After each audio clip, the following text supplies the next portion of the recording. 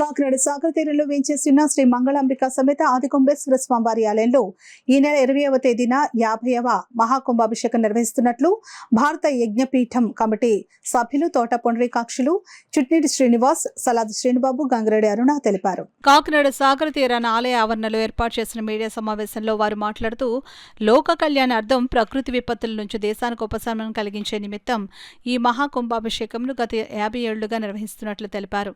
20వ తేదీ ఉదయం గోపూజతో ప్రారంభమై 1,08,00,000 శివలింగాలకు మహాకుంభాభిషేకం, అలాగే పాదరసలింగానికి మహాకుంభాభిషేకం నిర్వహించి సాయంత్రం 4 గంటలకు 101 కన్నెలచే అభిషేక ద్రవ్యాలతో సాగరంలో నిమజ్జనం చేయడం జరుగుతుందని పేర్కొన్నారు. ఆలయ అభివృద్ధి నిమిత్తం శాశ్వత 1,08,00,000 శివలింగాల ఏర్పాటు నిమిత్తం 10 లక్షల రూపాయలు నగదు ఇవ్వనున్నట్లు కమిటీ సభ్యుడు తోట పుండరీకాక్షులు ప్రకటించారు. అలాగే ఈ ఆలయం ఎంతో విశిష్టత కలిగి ఉందని, ఈ ఆలయ అభివృద్ధికి భక్తులు, దాతలు విరివిగా విరాళాలు ఇవ్వాలని కోరారు. భక్తులకు ఎటువంటి ఇబ్బందులు లేకుండా దర్శన ఏర్పాట్లు, సదుపాయాలను కల్పిస్తామని వారు వివరించారు. అనంతరం కుంభాభిషేకానికి సంబంధించి కరపత్రికను ఆవిష్కరించారు. కార్యక్రమంలో కమిటీ సభ్యులు గంగాపాత్రుని శ్రీనివాస్, బోగిరెడ్డి తాతారావు, బూర్ల సత్యనారాయణమ్మ, నామన ప్రసన్న, ఆరుముగ నటరాజ్ తదితరులు పాల్గొన్నారు.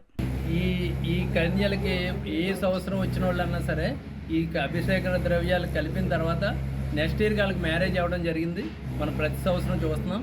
అదేవిధంగా పిల్లలు లేని వాళ్ళు ఇక్కడ వచ్చి దంపతులు పూజ చేసుకుంటే వాళ్ళకి అందరికీ కూడా పిల్లలు పుట్టడం జరిగింది. 2011లో నేను మొదలుపెట్టినప్పుడు నాకు 2 అమ్మాయిలు, అబ్బాయి లేడు. నేను మొదలుపెట్టిన తర్వాత అబ్బాయి పుట్టాడు. నాకే నిదర్శనం. 2012లో ఆడి చేతే నేను బాబు చేత చేయించడం జరిగింది. అదేవిధంగా అనేక దంపతులు ఎవరికైతే పిల్లలు లేట్ అయింది, లేరు అనే తెలిసినటువంటి వాళ్ళకి నేను చెప్పడం జరిగింది. వాళ్ళందరూ బెంగళూరు, హైదరాబాదు అనేక పట్టణాల నుంచి ఇక్కడికి వచ్చి ఫ్లైట్లో వచ్చి కూడా అభిషేకం చేసిన తర్వాత వాళ్ళందరికీ కూడా పిల్లలు పుట్టడం జరిగింది. ఈ స్వామివారి అందకన్నా నిదర్శనం అక్కర్లేదు. ప్రకృతి వైపరీత్యాల నుంచి ఉపశమనం కలిగే విధంగా ఈ పూజా విధానం సంకల్పించారు శివభక్తుని వారు. అదేవిధంగా మన కాకినాడ పట్టణం ప్రజలందరూ కూడా స్తోమత అయిన వాళ్ళే ఉన్నారు. చాలా దైవభక్తి గల వాళ్ళు కూడా ఉన్నారు మన కాకినాడ పట్టణంలో. మన వేరే గ్రామాలు కూడా ఏం అక్కర్లేదు. మన కాకినాడ పట్టణానికి ఈ సముద్రం నుంచి ఉపద్రవాలు రక్షించే కార్యక్రమం ఇది జరుగుతున్నప్పుడు ప్రతి ఒక్కళ్ళ బాధ్యతగా ముందుండి ఈ కార్యక్రమానికి అందరూ కూడా పూనుకొని ఈ గుడిని అందరూ కూడా తల చేసి దీన్ని పాడవకుండా డెవలప్ చేయవలసిందిగా విధానంగా అందరి బాధ్యత కూడా ఉందని తెలియజేసుకుంటూ ఈ కార్యక్రమం నిజంగా కూడా నేను చేసుకోవడం అనేది పూర్వజన్మ సుకృతంగానే ఎప్పుడు భావిస్తున్నాను. ఇదే విధంగా మంగళ పసుపు తాళ్ళు కూడా సుమంగళకి పసుపు తాళ్ళు పంపడం, అదేవిధంగా రుద్రాక్షలు పంచడం జరుగుతుంది. శివకేశులు కళ్యాణం జరపడం, తర్వాత హోమం జరపడం, ఇది విభూతి అభిషేకం ద్రవ్యాలను సముద్రంలో కలపడం.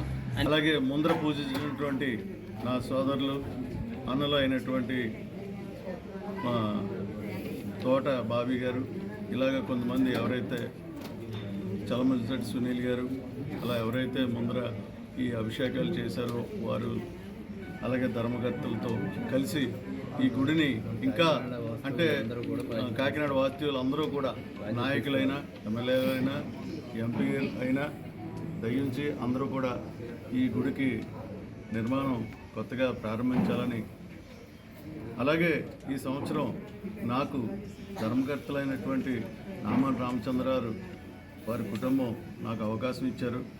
ఈ అవకాశాన్ని సద్వినియోగం చేసుకుంటూ నేను ఈ గుడి నిర్మాణానికి పాటుపడతానని ఎందుకంటే ప్రకృతి వైపరీత్యా ఎన్నో సునామీలు మనం చవిచూసాం, ఎన్నో లక్షల మంది చనిపోయారు.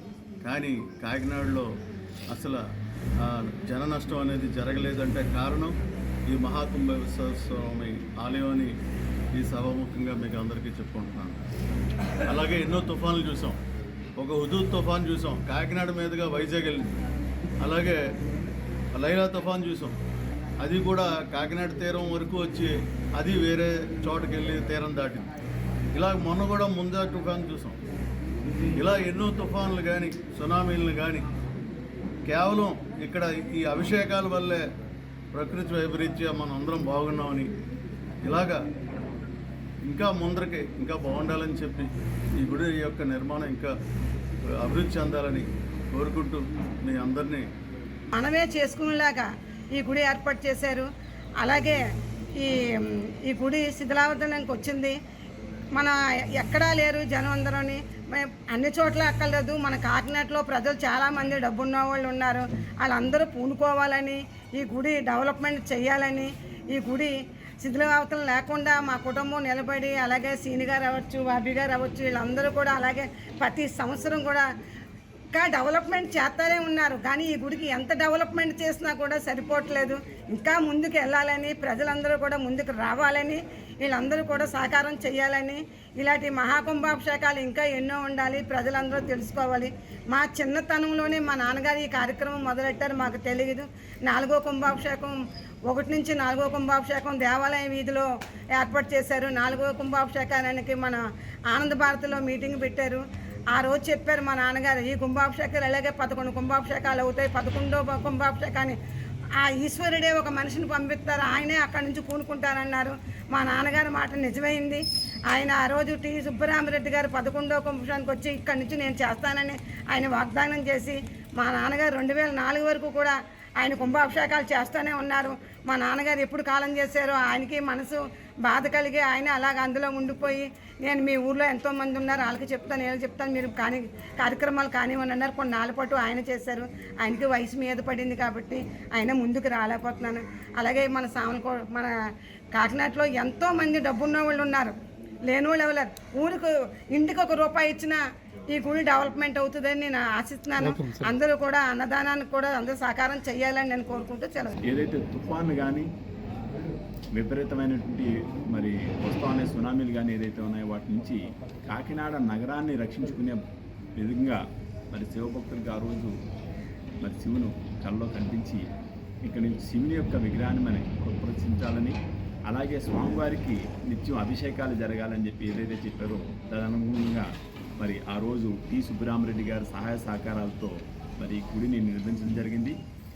50వ సంవత్సరంలో వారు మొదలెట్టినప్పుడు సుమారుగా 108 కన్యల చేత కుండలతో మరి అభిషేక ద్రవ్యాలని వారి ఇంటి వద్దే మరి తయారు చేయించడం, తద్వారా వాటిని నగరం అంతా ఊరేగింపుగా విశేషమైనటువంటి జనాలందరూ కూడా చూసే విధంగా భక్తి శ్రద్ధలతో మరి తీసుకొచ్చి ఇక్కడ ఆ శివలింగానికి అభిషేకాలు చేయడం అనేది పెద్దలందరికీ తెలుసు. ఇప్పుడున్న జనరేషన్కి ఈ కార్యక్రమాలన్నీ తెలియదు కాబట్టి శివనామ స్మరణ చేసుకుంటూ వీధులన్నీ ప్రచారం చేసుకుంటూ ఆ కుండలతో కాలి నడకని ఇక్కడి వరకు వచ్చి మరి అభిషేకం చేసి ఆ స్వామివారి యొక్క అనుగ్రహాన్ని పొందినటువంటి శివభక్తులు ఎవరైతే ఉన్నారో వారందరూ కూడా కుటుంబ సభ్యులతో మరి 20వ తారీఖుని ఇక్కడికి వచ్చి మరి భక్తి శ్రద్ధలతో ఆ 108 కడవలతో కూడా బాబీ గారు తయారు చేయించినటువంటి అన్ని సామగ్రితో కూడా కుంభాలతో మరి చేస్తారు. అలాగే ఇక్కడ ఉన్న ప్రజలందరికీ కూడా మత్స్యకారులందరూ కూడా వారి యొక్క వేటకి వెళ్ళిన సమయంలో కానీ వచ్చినప్పుడు కూడా ఎంతో ఆనందంతో తిరిగి వస్తూ ఉంటారు. శివనామస్మరణ చేసుకుంటూ తిరిగి వస్తూ ఉంటారు. అటువంటి ఈ ప్రాంతానికి, మన కాకినాడకి రక్షగా ఉన్నటువంటి ఈ ప్రాంతానికి ఈ గుడి విశిష్టతను ప్రజలకు తెలియజెప్పి మరి ఆ రోజు ప్రజలందరూ కూడా పెద్ద ఎత్తున పాల్గొనాలని, శివుని యొక్క మరి కరుణా కటాక్షాలు పొందాలని చెప్పి ఆలయ కమిటీ తరఫున మీ అందరికీ కోరుతా ఉన్నాను.